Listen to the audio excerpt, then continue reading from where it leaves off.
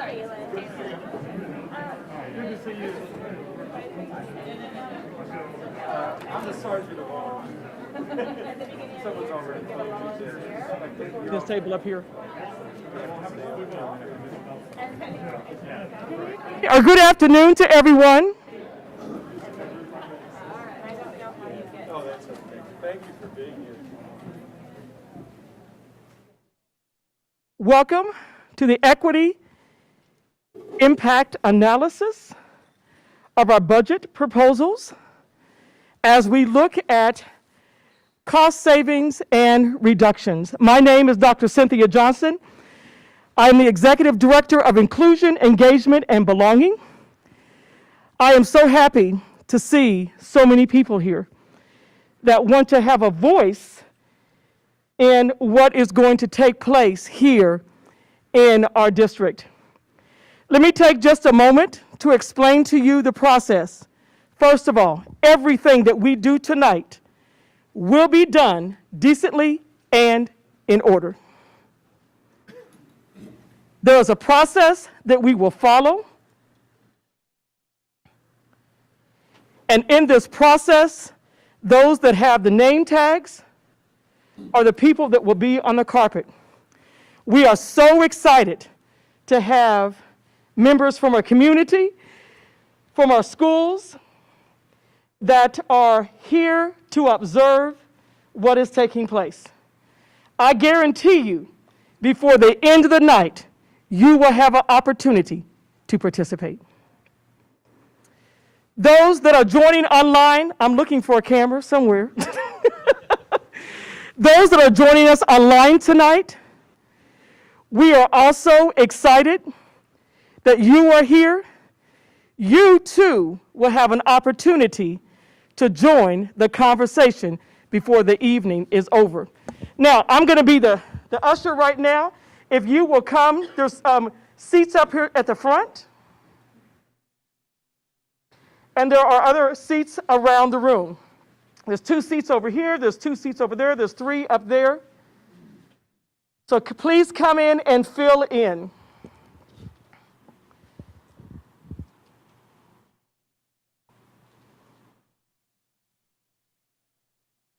Thank you for those that are just coming in. Your voice matters. The input that you're going to share tonight matters. How you go through and look at the proposals with an equity lens matters. It doesn't just matter to administration, but it also matters to the Board of Education. Because the input that you share tonight will be shared directly with the Board of Education. So as we enter in this evening, or afternoon, that's where we are now,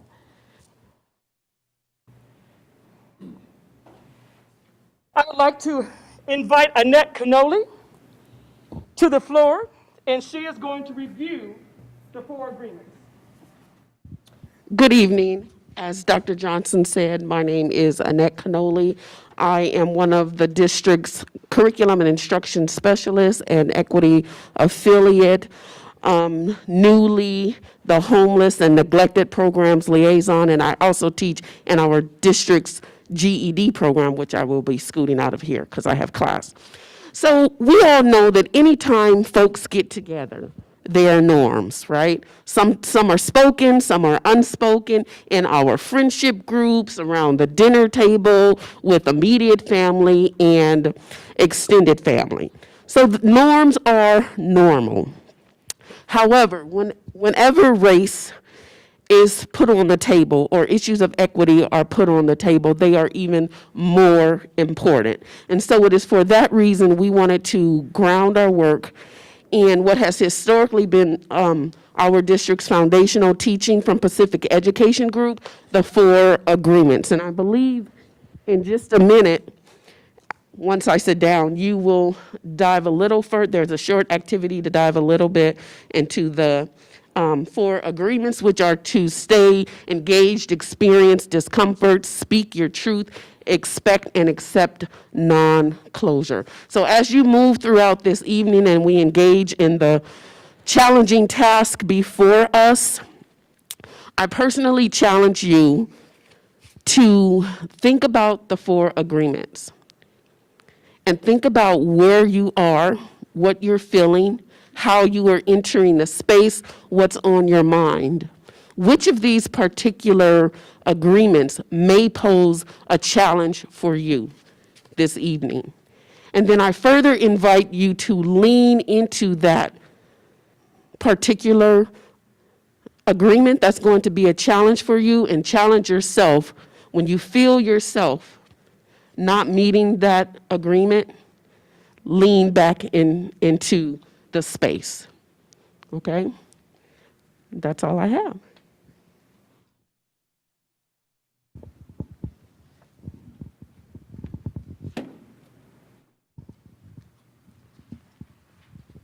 Thank you, Ms. Cannoli. I appreciate your time, and I appreciate you coming to share our 4 agreements. We will go over the 4 agreements again once we get into our permanent groups. So at this time, I'm going to bring our Superintendent of Schools to the podium, to the stage, to share some information with you as we set the tone for where we are going today. Thank you. Where's my clicker? Clicker. Good afternoon, everyone. Thank you so much for giving your time and your energy and engagement this evening to this very critical work. I want to send a special thank you to all the different committees that have volunteered to share your expertise with us tonight as we engage in the equity impact analysis. You get my clicker? I'm your clicker today. Give my clicker a hand. Or not. All right. So this is just a reminder. Many of you have seen these slides before. We are in phase 2 of our strategic plan. And if you recall, this was an opportunity that we as a district came out to the community and asked you about 3 simple questions. What do you want to see? Basically, what direction you want our school district to go in. Next slide. If you recall, these were the priority outcomes that we established. This is our work. This is what we are continuously focusing on. And they're listed there: increasing literacy by 3rd grade, math by 8th grade, narrowing achievement gaps, increasing high school completion, and advancing students' post-graduation success in college and career. Next slide. Now, this is how we will do this, by these 5 themes. So again, this is just a reminder: cohesive curriculum, student-centered learning, safe and supportive schools, effective employees, and data-informed decisions. Next slide. So how are we doing? And so many of these data points and these priority outcomes were established based on state assessment scores. And so what you're seeing here are the percentages of students that score in levels 3 and 4. Okay? These are the percentages of our 3rd grade students that are scoring on levels 3 and 4 in reading on the state assessment. And so what you have is the district's average in comparison to the state average for 2018, 19. You don't see 20. That was the initial onset of the pandemic. We did not take the assessment then, and then you see 21. So historically, we've been about 47% in 18 and 19, 47% of our 3rd graders that are performing levels 3 and 4. And basically, to kind of put that in perspective, the difference between a level 2 and a level 3, a level 2 is that students have basic understanding and knowledge of the concepts to be post-secondary ready. Level 3, they have an effective knowledge of the concept. We want the bulk of our students to be effective, or level 4, an advanced knowledge. And so you can see we took a little small dip from 19 to 21 in a pandemic.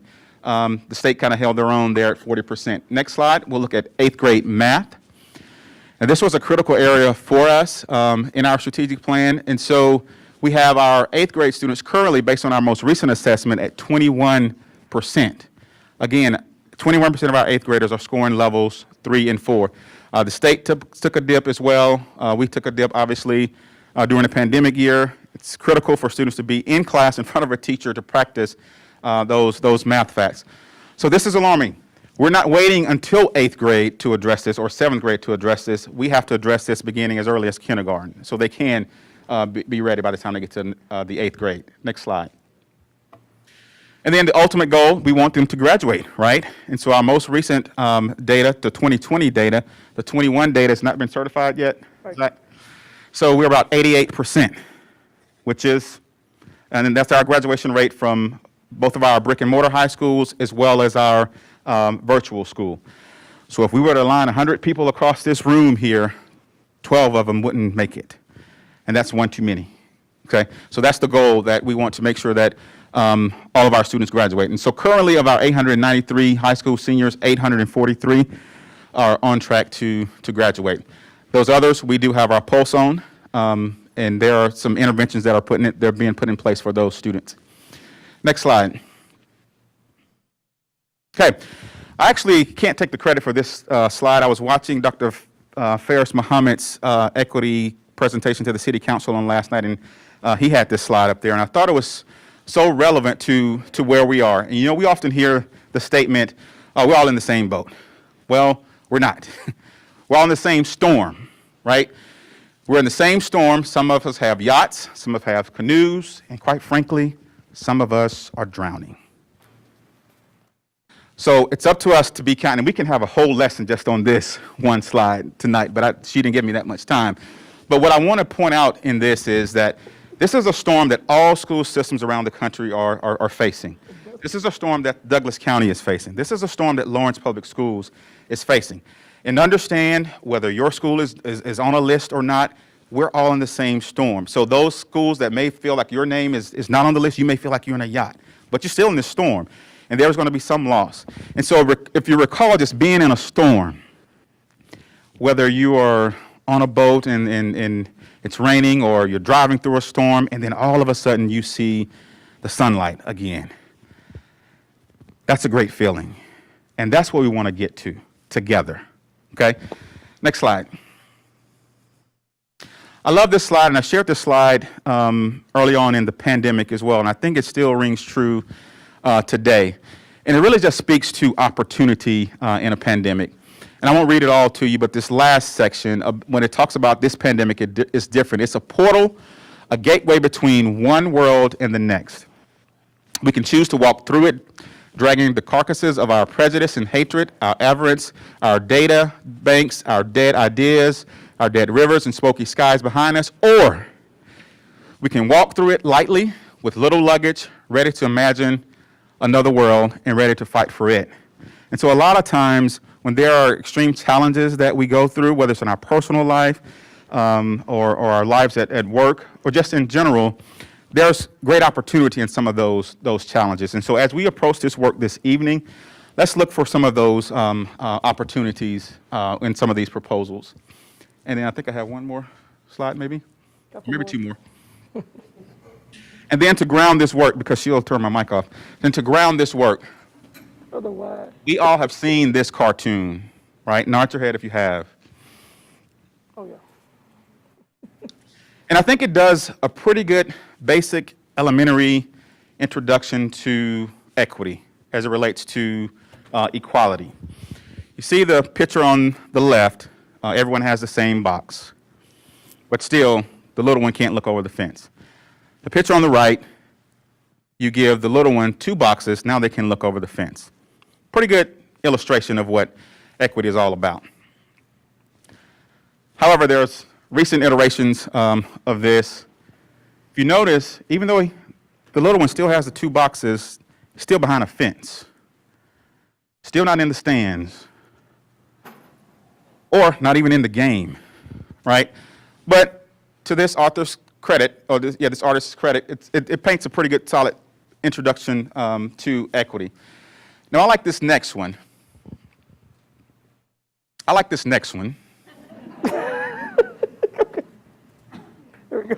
There for now. Obviously, this is clearly inequality, right?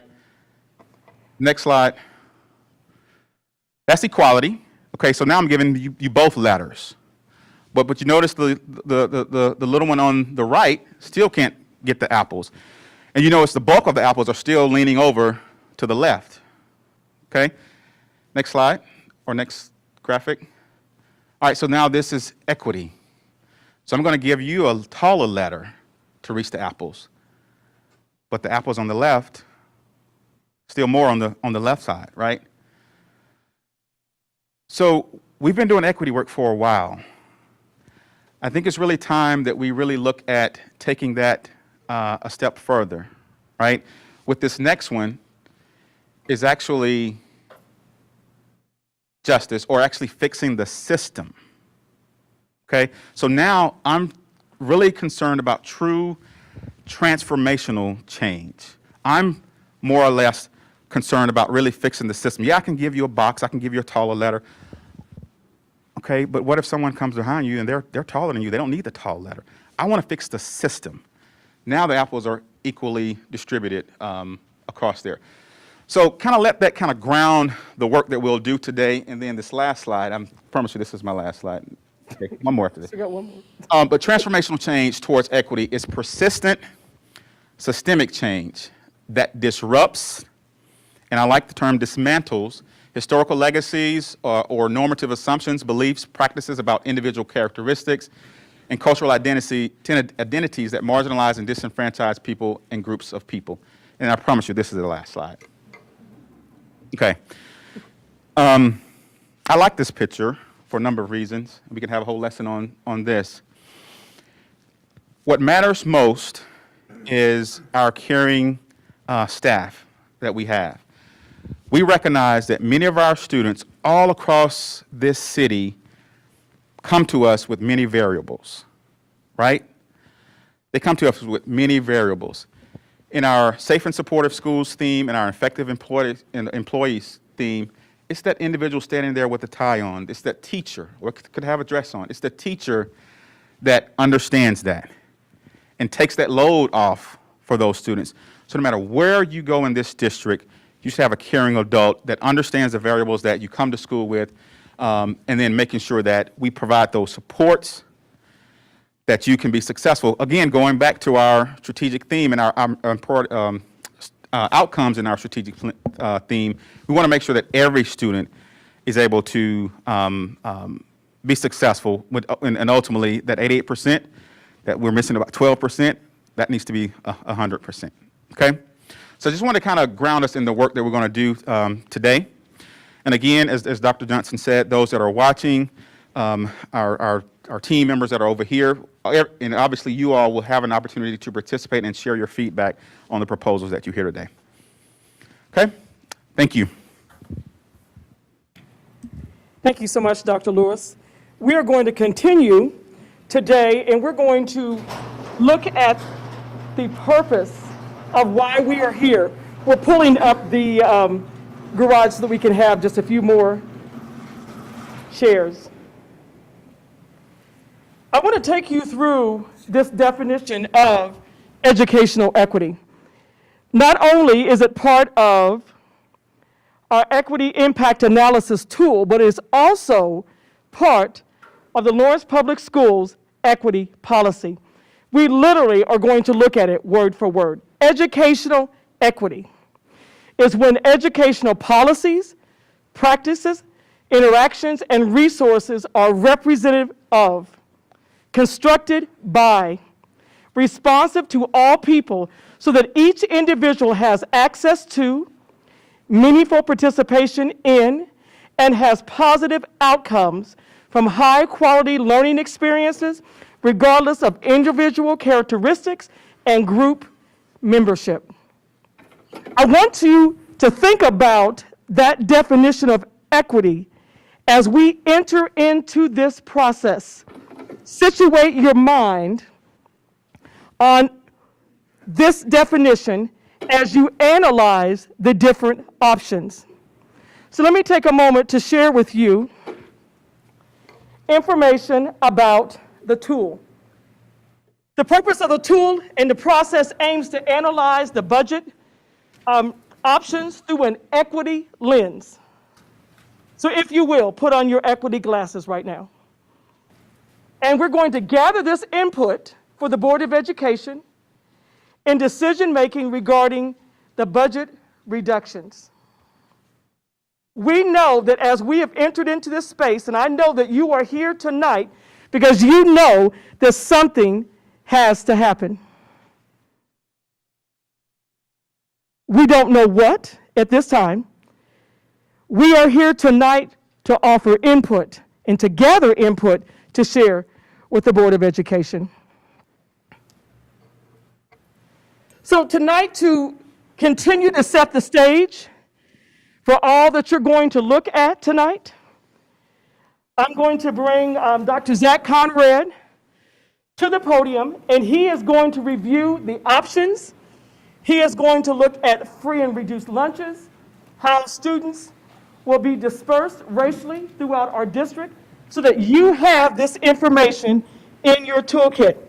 So at this time, if you are a timekeeper at the end of the table, if you could come right this way right now so we can grab enough copies of this information that Dr. Conrad is going to go through. I'll take care of that if you want to start talking. How about that? You can keep the mic off from here. Okay, gotcha. That's okay.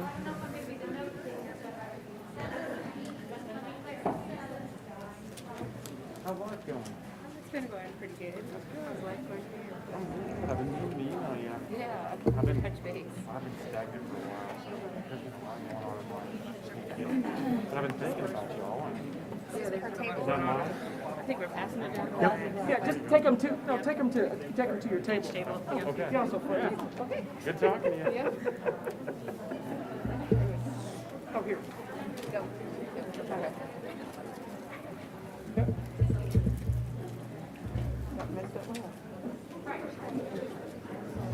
You want me to take some? Yeah, you're fine. Thank you. Here we go. Okay, thank you. I appreciate it. Jose, if you will take these to the table, or someone that do not have a note taker. Jackie? Jackie has that. So we're actually going to get started. I'm Dr. Zachary Conrad, Executive Director of Data and Technology. We'll get started with the information within your folder on the right-hand side.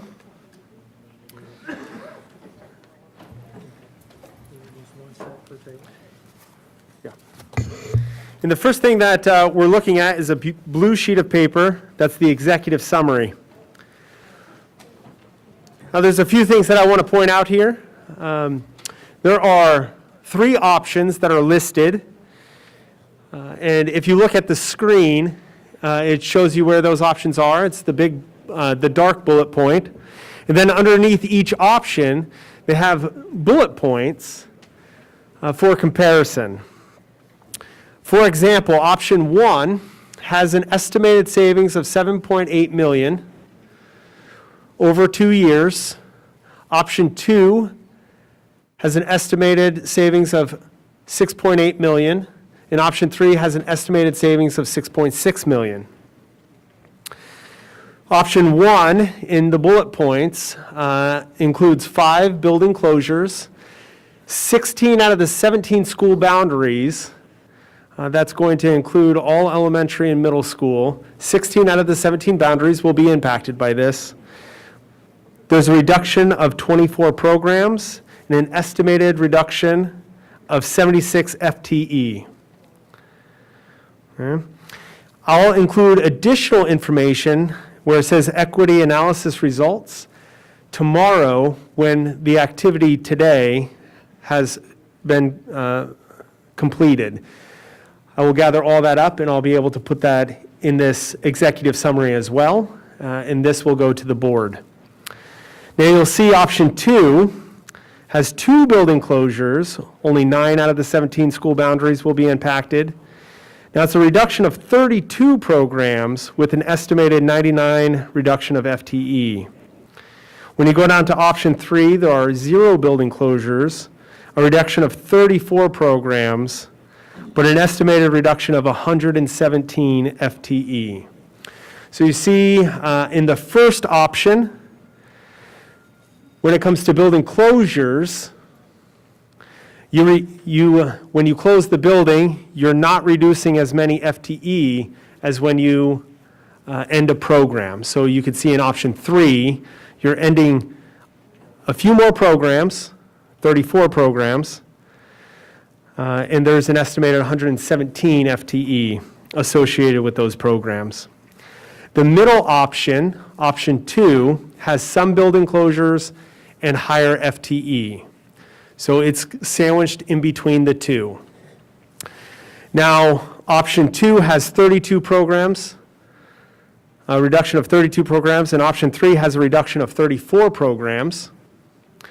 Those are very close numbers, but you could see that because of the programs that were selected, you have fewer FTE reductions. So that's your executive summary, just at a glance. I have a question over there. Would you use a microphone so that we can, those participating online can hear you, or those viewing online?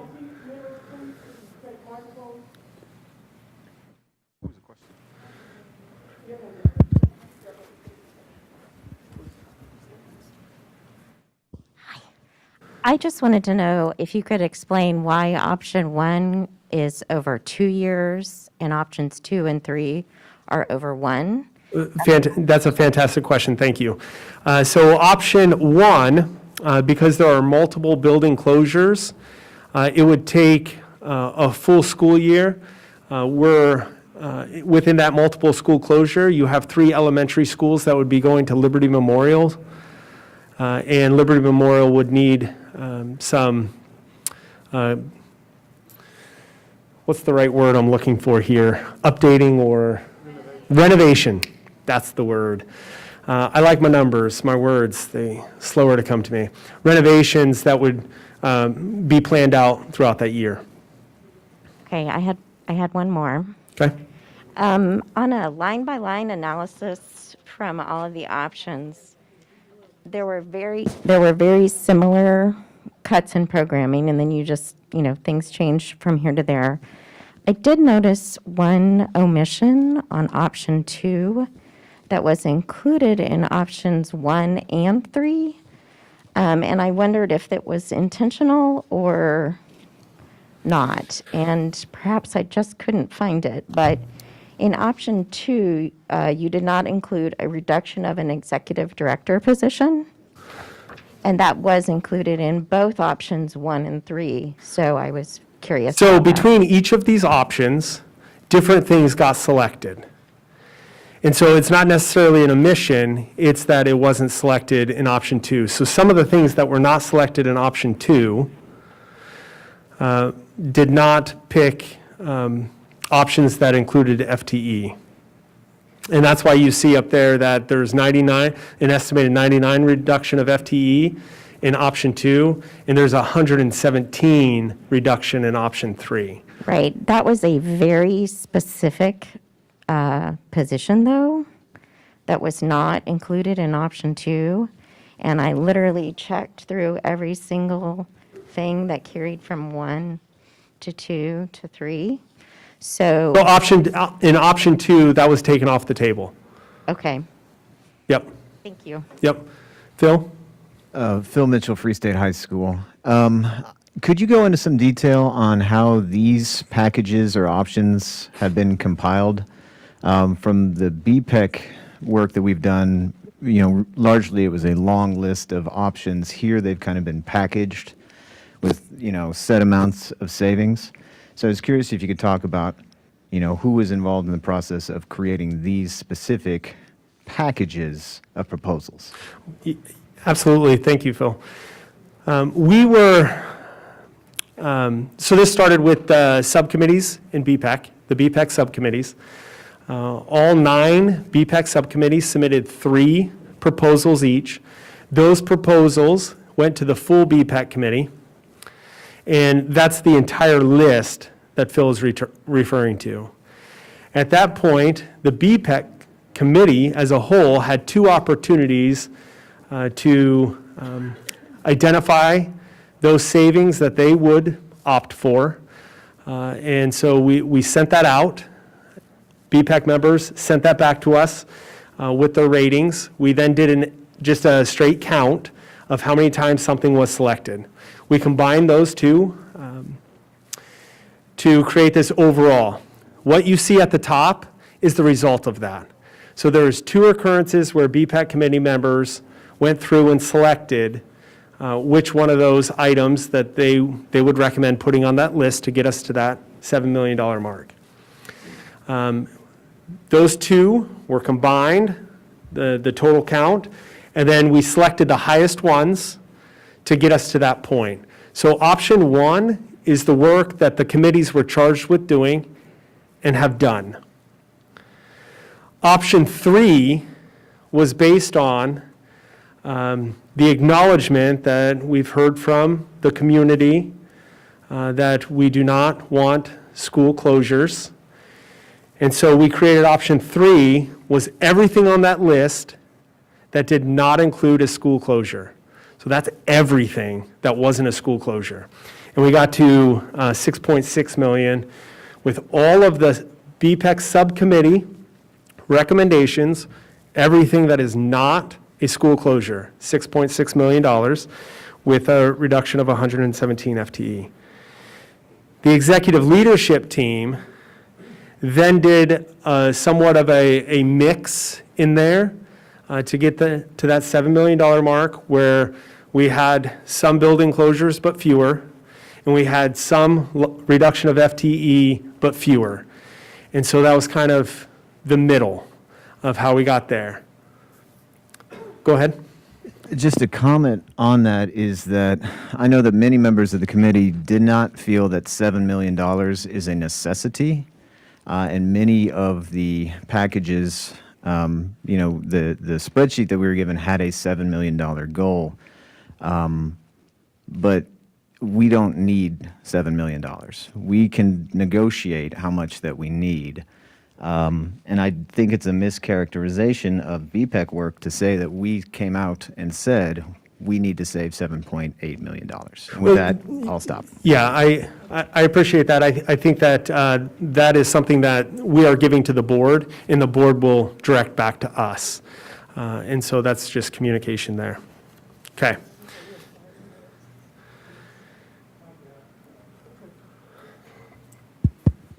And this is the last question for right now, so we can go ahead and finish getting to the presentation. My understanding is that you're responsible for the data sheets that were just handed out. Yes. I'm noticing in here that you have the race ethnicity information and economically advantaged versus not, but there's no information in here broken down by schools for special education needs. And in looking at the data provided by the district for the Kansas report card, that varied a lot by school. And the different options that are provided here for reductions in special education have possible legal ramifications for our compliance with state and federal law. So is that kind of data going to be provided to members and to the board for making those kinds of decisions? Yes, it can be. Thank you, because just looking at the data, I thought it was highly relevant, especially if you can get that kind of data also parsed by race, ethnicity, and economic And in advantages. the initial BPAC meetings, we had all 3 of those in there, plus ESOL. And so we had the breakdown, free and reduced, ethnicity, ESOL, and students with disabilities. We had all 4 of those tables provided to the BPAC committees. For this, we just printed the 2, and it's tied directly to the presentation. But we can absolutely get the special education as well.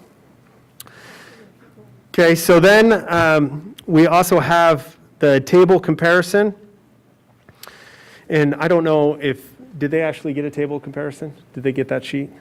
Okay, just the executive summary. So I'll skip over that. You'll see in the options, and each option is going to have the same information in it. It has the description of what that option is. It has the estimated reduction in FTE, and then it has the estimated savings. After that page, you have the subcommittees' results on the pros and cons. By no means is this comprehensive. There can be other ones that you guys can think about, but this is the initial pros and cons list provided by those subcommittees, the BPEC subcommittees. Now, part of the sheets that were just handed out regarding free and reduced lunch are based off of these charts or these graphs here. So we look at free and reduced lunch across the district, those students that receive free or reduced price lunch. We can see that it's a scattering throughout the district. We actually have about 2,200 students that qualify for free and reduced price lunch. About 1,000, just over 1,000, live west of Iowa, and about 1,200 live east of Iowa. So when we look at this map and divide it by Iowa, now this is not based on the school that they attend. This is based on their address, their home address. So it's a breakdown of east and west. We also look at the census tract.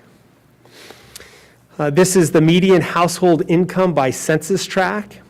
We can see the dark red area is the lowest median household income, followed by the light pink is the next lowest median household income. And then you have a washed out or a clear, so Prairie Park area, Woodlawn area, that would be the next highest. And then you have the green, which is the highest median household income by census tract. So we can see that we have a couple areas up there west of Iowa, the Sunset Hill and the Sunflower, that actually, by median household income, are lower than the Woodlawn and the Prairie Park areas. Why this matters is the distribution of title funds. Currently, we have 8 buildings, 5 that are building-wide, 3 that are targeted that receive Title I funds. Now, we have 4 buildings that are close that have actual higher end counts, so they have a higher number of students. So if we were to look at New York has around 90 students, but because they're a smaller school, it's a much higher percentage.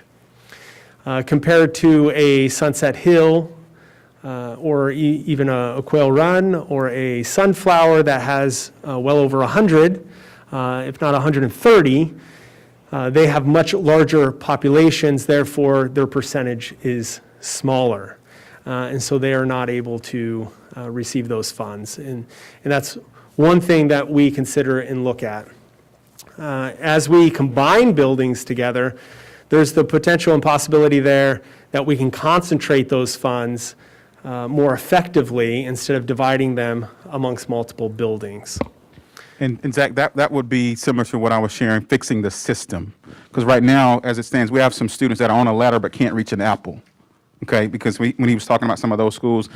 And for clarification, when he mentioned target title and school-wide title, target just simply means that the title funds that we get has to go directly to those 102 students. School-wide can go for all students in the school.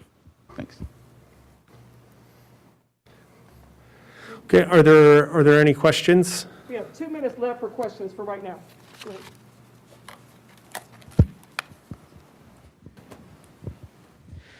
I've been looking through the transcripts of meetings and watching videos and seeing information that's been posted, and I don't feel like we've gotten a satisfactory answer to the question of why were these redistribution and ideas not, why did they not consider moving students from the west side to the east side?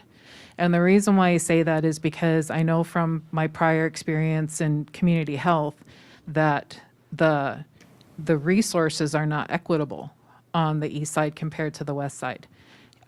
We did a study at KU Med Center that looked at health outlets, recreation outlets, and education outlets within a mile radius of Haskell Indian Nations University and KU.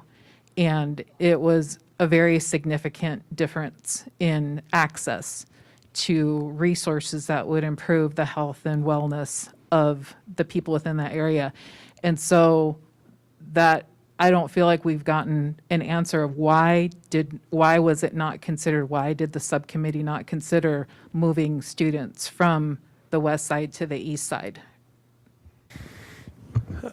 Great question.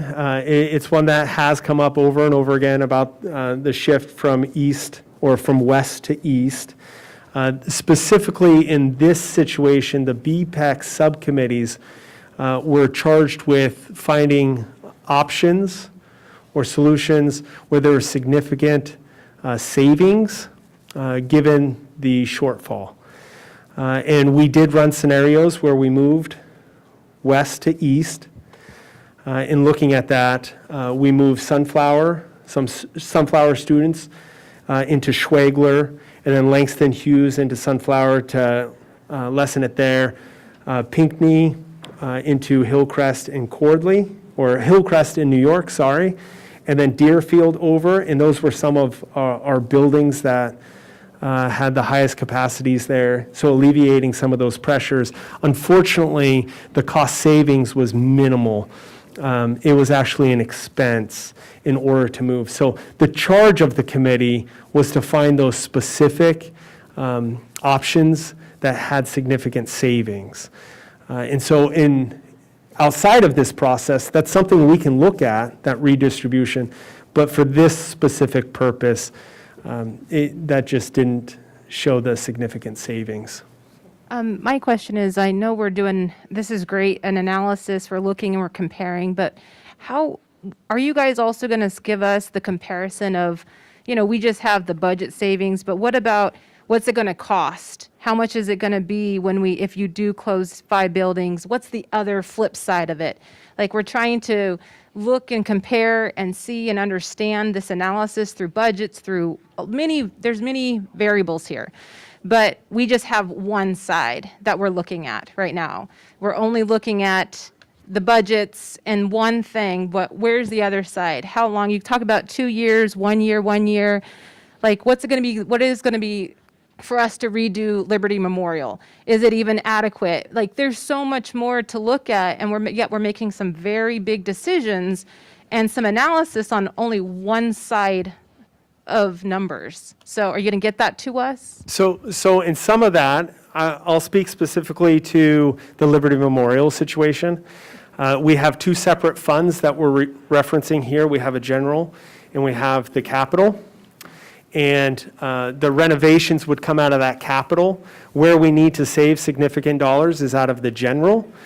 And so on that specific example of the Liberty, you don't have the cost of that that comes out of the capital necessarily, because we have set aside some money for some renovations, but or we have some capital funds that could be used for that purpose, but it's really the general where we need to save those dollars. Okay, I'm going to interject just for a moment, please, because we have to get through the process. And if you have additional questions, I'm going to literally take one more question. At this time, when you're in your groups, if you have an additional question, we will be walking around. Your group can pose that question. Can we take the microphone, whoever has the microphone, to Lindsay back there, please? Thank you. Sorry, Mama J. I know. I was just, on the free and reduced for the buildings, is that for this year percentages? Is it just specific to this year? It is. We haven't projected into next year, so these are this year's numbers. So a question is, could you consider doing like an average over the past 5 to 10 years? Since we know like this year, we didn't get all the home economic surveys back, and so the numbers might be skewed a little bit. Whereas if you look at a 5 to 10 year average, it might be a closer picture to those percentages of free and reduced. So I'm going to go back to this chart. One of the things that we did check against, right, is the number of students, but where the census tract, the median household income, it lines up pretty well, if not spot on, of where those results have come back from. We could do the average. We know that last year was a little bit worse just because of, it was new to everybody at the time. And so what we have is in front of you, and we're going to work off of that. All right, thank you so much, Dr. Conrad. We know that was a lot of information, but we wanted to take the time to be able to go through and review it. When we get to our groups here in just a few minutes, you will have an opportunity to ask additional questions. If you need Dr. Conrad, we will have Dr. Conrad come directly to your table. Okay? So I see you, but I'm going to do it here in just a few minutes. Okay? So, please proceed.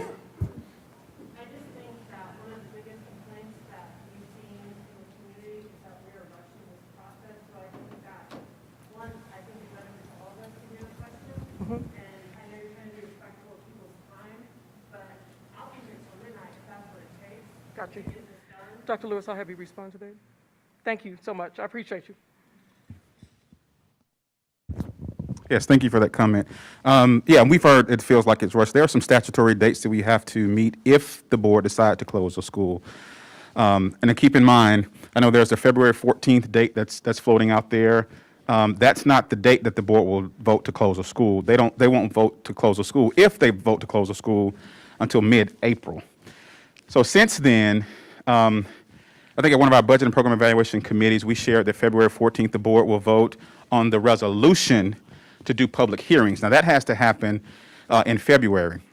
And the reason Kathy shared that was we have two board meetings in February 14th and February 28th. Those are the published dates. You may have got an email yesterday that Erica Hill, Board President Hill, has called a special board meeting on the 21st. Kathy has stated that's our drop-dead date for the board to vote on a resolution. And again, this resolution just gives the district authority to have those public hearings, which is an additional opportunity to hear from the public during those public hearings. So the board could say, we want to do a public hearing on 8 schools, or we want to do a public hearing on 2 schools.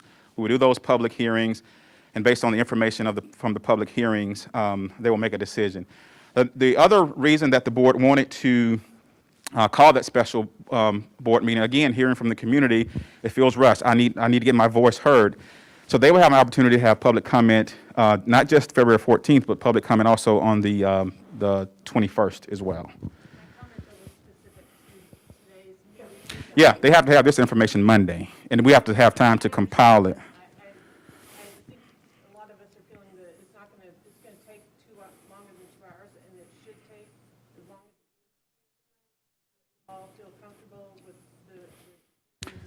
That's exactly why we're trying to get you in your groups to do the work. Okay? Thank you for your comments. Appreciate that. All right, let's take a moment to look at the 4 constructs of equity that you're going to be looking at tonight. The 4 equity constructs are access, representation, meaningful participation, and high outcomes. In your folders, on your left-hand side,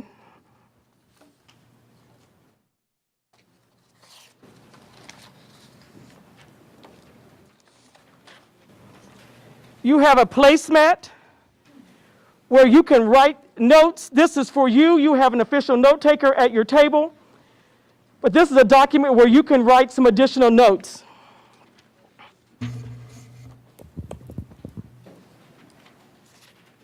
Okay, once again, I'm not going to go through this equity policy, but I wanted you to understand and know that under these 4 equity constructs, at the center of them, the heart of them, is this equity definition. The equity impact analysis tool was developed in collaboration with Midwest and Plains Equity Assistance Center. We've had a partnership with this center since 2018. They have offered advice, helped us develop different tools. They were instrumental in helping us to develop the CSRC that we use in our buildings. They were also very instrumental in helping us develop the EIAT. The first equity construct that we're going to look at is access. Now, someone sent me an email and said the key considerations are very narrow. The way that you broaden the considerations is based on your conversations that you have at your table. I already know that someone, when they look at access, they're going to talk about technology. The families and whether or not families have access to technology. That's okay. That's the area that you would do this, add that extra consideration. But these four that are on the screen that are also on this document, on this page here, are your considerations that you are going to look at as you analyze access. The definition that we're looking at is interest into, involvement with, and full benefit. The key considerations will help guide you in your responses that you will share at your tables. The second construct that we're going to look at tonight is representation. The definition is having presence in decision-making and in content. So the key considerations, once again, there's two up there now. You may want to add a couple more in your groups. The third construct we're looking at is meaningful participation. Agency and are empowered to contribute in effectual ways. Two considerations. Someone's looking at that right now saying there's a couple more that I want to go back and add. Or maybe there's one more that I want us to think about and to process as we go through this equity impact analysis. The fourth construct focuses on high outcomes, which we want for all of our students. Dr. Lewis, in her introduction today, started this off with looking at where we are in our strategic plan and where we need to go overall. So the high outcomes, solutions benefit all. Solutions benefit all.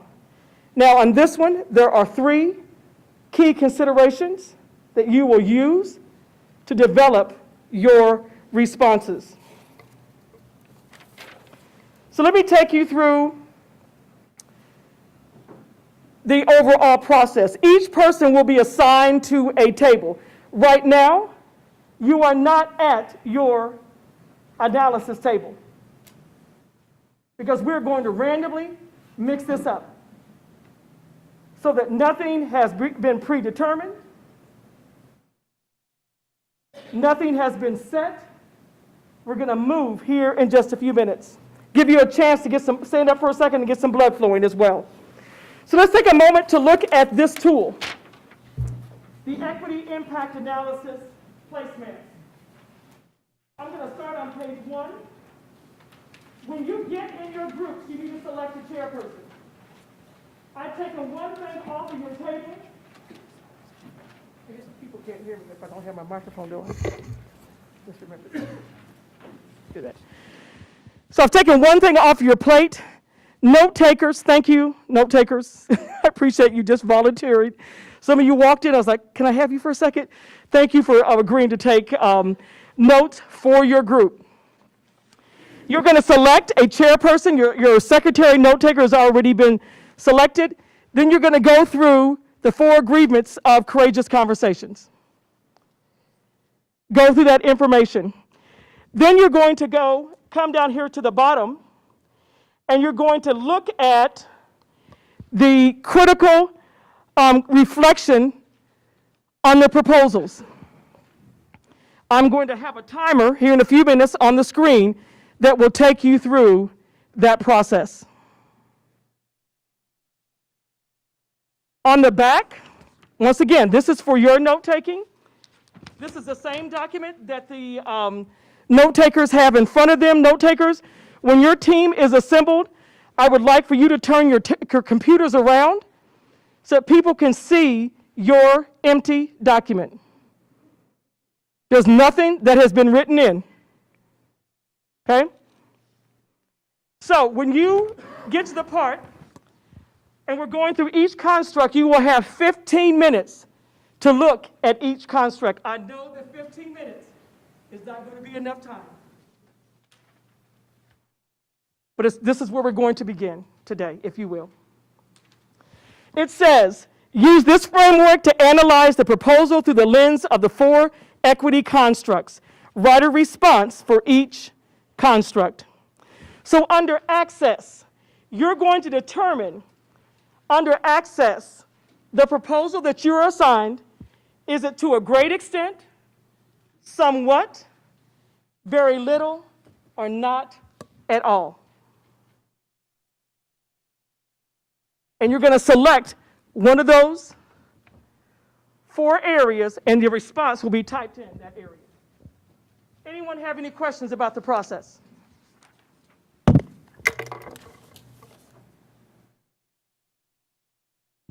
All right, I will go ahead and continue. At this time, we are going to do a transition. In this transition time, this is how I'm going to do it. Let me give you just a minute to get your things assembled and packed up. I'm going to move you here in just a minute.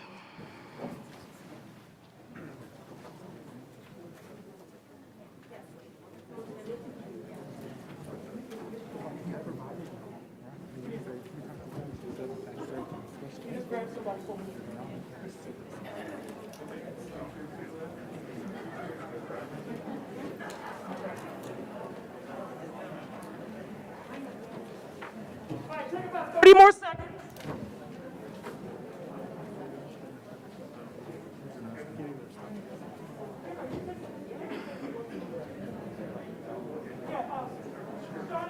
Did you come to this table here? Off.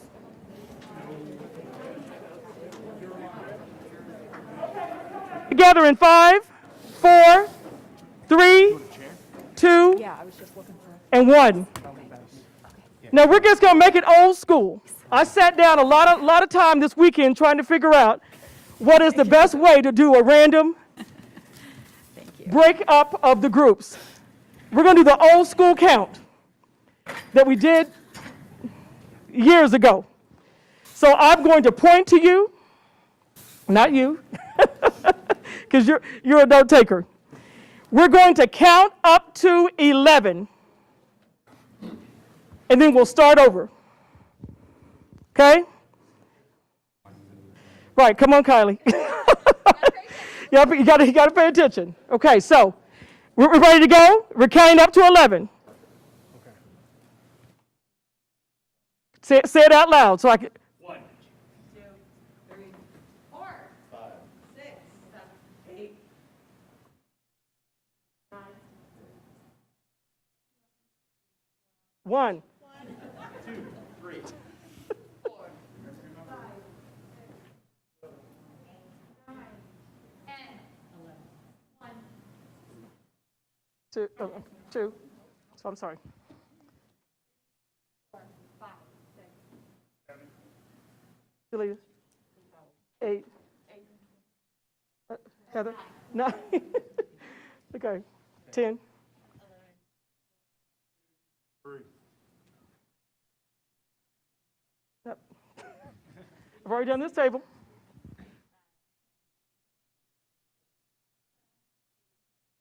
10, 11, 1, 2, 8. Just see how smooth the students did it. Smooth.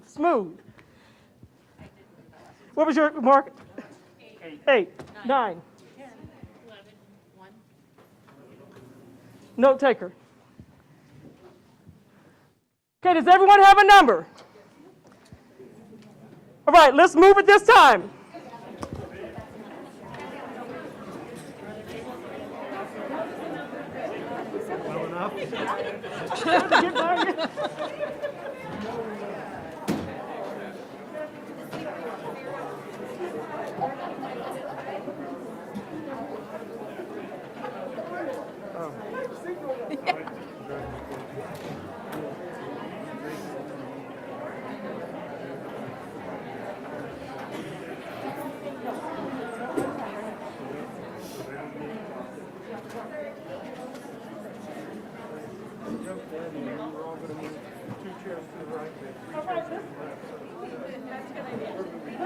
One more minute.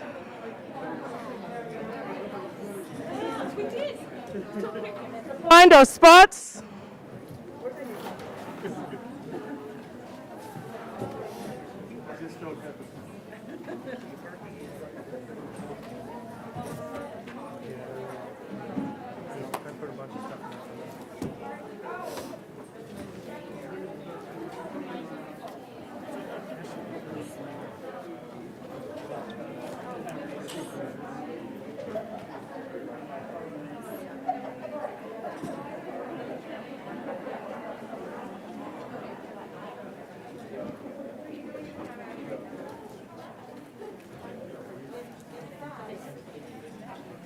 Let's come back together in 5, 4, 3, 2, and 1.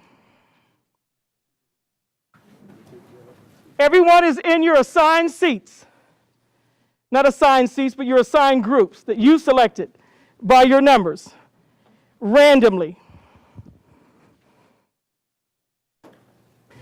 Right, so this is what we're doing.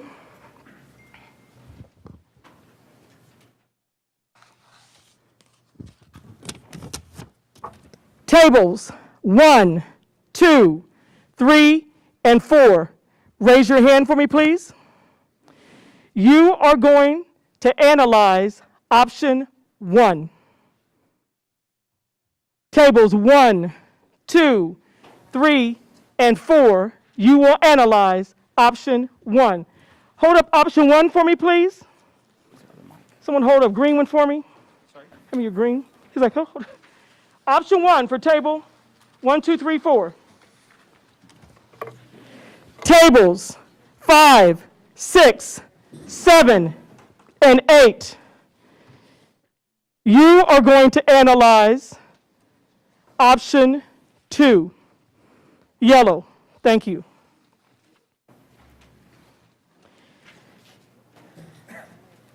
Tables 9, 10, and 11. You are going to analyze option 3, the salmon color.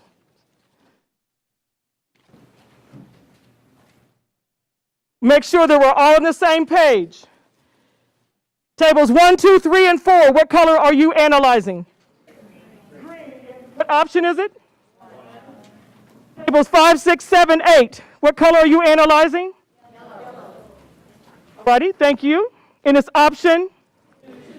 Tables 9, 10, 11. Option 3, what color is it? Sam, did you hear something? Before you begin, let me just remind you, I know we talked about some general norms. Everyone in here is giving their evening and volunteering their time. My ask is that you respect the process, respect the individuals. Tell me your name. Jason Townsend. So if Jason Townsend is over here having a conversation saying, yeah, I think we should get rid of all the librarians or all the executive directors or directors, don't take that outside and throw Jason under the bus. Okay, I mean, I'm being serious in terms of respecting everyone's opinion in here, and it should not appear outside these walls on social media. Thank you. Thank you, Dr. Lewis. All right, we're going to take 10 minutes, and in this 10 minutes, these are the things I need for you to do. I want you to go through as a table, as a group, introduce yourselves, because I'm sure some of you do not know one another. So please introduce yourself. I want you to review the document, and then I want you to enter into the key framing questions. This is going to set the stage for your table to begin the analysis. Any question about what we're going to do for the next 10 minutes? Let's go.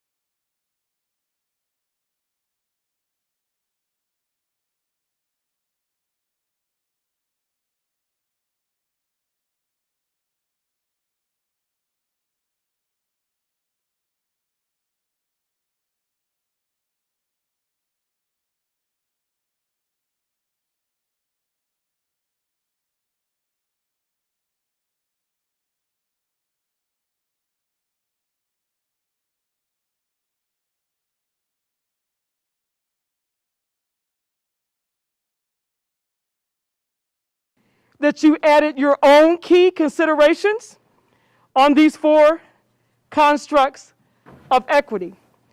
When you look at equity, if the key considerations did not fit what you needed them to say, then you added your portion. So I appreciate you doing so tonight. I know that there still may be some questions, and you're going to have an opportunity to still offer more feedback, and I'm going to share that with you here in just a couple minutes. But on the screen, you will see the next steps that we will follow. Dr. Conrad will put together an executive summary that will be compiled by the administration and reviewed by the Board of Education. This is what's included. Option 1, option 2, option 3, the pros and cons submitted by the BPAC subcommittees, the equity impact analysis for the 3 options, and other or additional feedback. That's the information that the board will receive. So before I introduce the last slide, Dr. Lewis, do you want to come in at this time? You want to come in at this? You want me to do what I need? Okay, you do your part, and then I will. I wrote some notes, so I won't talk all night. I want to echo Dr. Johnson. Thank you all for your engagement and your work tonight. There are no easy answers. This is not how I envision year 4 of my superintendency going. Nor did I envision the last 2 or 3 years, still 2, seems like 3 years, dealing with COVID. However, we are at this point. And again, when we think about some of the choices and these options, and we were talking in ELT yesterday or the other day, which option do you prefer? I don't like any of them. I don't like any of the options. It took us a while to get to this point, and it's going to take us a while to get out of it. But I do believe that together we can come up with a solution that's going to benefit this district for years to come. And I think I've said it before, we acknowledge that there will be some loss. We don't know what that loss is. I certainly would not want to be a board member, I will tell you that. But there will be some loss, and I do want to acknowledge that, but we will do all we can to make sure that is. I heard, was it Kylie mentioning it earlier, some conversations we had in BPAC. Which one of these has the least impact on students as possible? I will say this, superintendents come and go, right? I'm not going anywhere, but superintendents come and go. The community will always be here. And I understand that, and I respect that. And so I know it seems like we're doing this to the community, but we want to do it with the community. I just made an executive decision. I tried to come over and ask Julie, but she was taking notes, and I didn't want to disturb her. So what we're going to do, in addition to what Dr. Johnson is sharing, is post some of this information on the website. And those that are here in attendance, those that can go back and watch this can also participate in a way that we can provide feedback to the board. And so, again, as a reminder of next steps, before I do that, I can't remember the young lady's name. I'm horrible with names, but it was a young lady with the Save Our Schools movement. Turned me on to Eve Ewing. If you haven't heard of Eve Ewing, she has a book called Ghost in the Schoolyard. And it talks about this notion of institutional mourning, where people mourn schools as if similar to how they mourn people. And I want to read this quote that she said in an interview. And she said, "It's not that school closings are always bad. That's not the argument of her book. But she said this, and this is what we want to do. Is it possible for us to do this in a way that is humane, that is caring, that provides full acknowledgement of the emotional aftermath it presents for people? And is it possible to do this in a way that includes the people most affected at the table with something to say about their own lives and their own conditions?" And so when we just think about that quote, and I certainly acknowledge that all of this seems rushed, right? I would love to have a year to really flesh this out. However, we are facing, like I said, some statutory deadlines. And now more than ever, as you've seen all across the country, educators are leaving the profession in record numbers, and we have to acknowledge and address our staff salary. That's just my personal opinion. So with that, Dr. Johnston is going to share with you ways that even after tonight, you can continue to provide feedback. Our participants that were here with us tonight, ways you can provide feedback. People that are watching, there's a camera. Ways that you can provide feedback. I feel like a televangelist. Ways that you can provide feedback. And then even people that looks at the video tomorrow night or over the weekend, ways that you can continue to provide feedback. And so what we want to do is post these options on our website along with the equity analysis tool and a couple other documents so the community can engage in this process. 3 options. So thank you. All right, Dr. Lewis has already said it. This is a way for everyone to participate. You do not have to do it tonight. I know you're tired. You've been through a lot. I didn't even take a break. But I just kind of watched you get up as you needed to. At this time, Michelle is going to leave. She's already passed them out to our participants to state, so we appreciate you staying in tonight. We're going to leave a pile on the table in the back that has this QR code. I will send out this slide to your email because what I sent out last night, so that you can already have this information. Give yourself time to think about it. The question you're going to answer is, after hearing the 4 constructs of equity,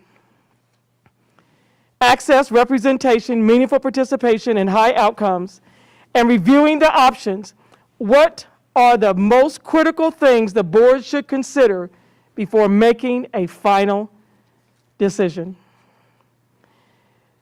This is that piece on the 4 agreements to speak your truth. So go home, share it. It will be on the website. Community members can offer feedback. Students can offer feedback. Anyone in our community can share their thoughts. We want to compile this information and give the board everything they need to make a final decision. And what you'll see with this, there'll be some identifiers, whether you identify your role in the community, whether you're a student, parent, staff person, or community member. And so we'll be able to tease out the data by what are our students saying, what are our community members saying, what are our staff saying. And then also, if you haven't participated in a thought exchange before, you get an opportunity to read others' thoughts and then rate those thoughts. And so what happens is those thoughts that are rated higher, 5-star, 4-star, will rise to the top. And so we'll present some of this data to the board as well. Any questions for the good of the order? Can you give yourselves a round of applause, please, tonight? I know you're tired. Thank you so much. If anyone wants to do it tonight, you're more than welcome to do so. If not, pick up the slips on the back table.